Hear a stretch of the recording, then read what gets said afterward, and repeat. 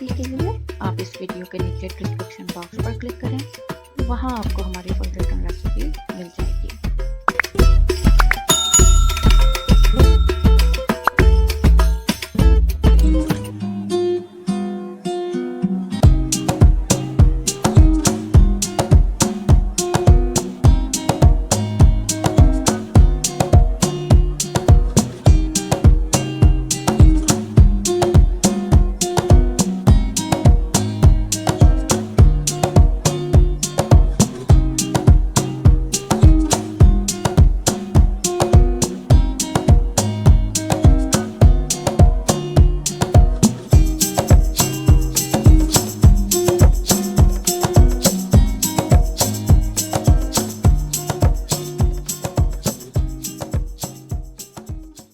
return recipe के लिए आप इस वीडियो के नीचे डिस्क्रिप्शन बॉक्स पर क्लिक करें,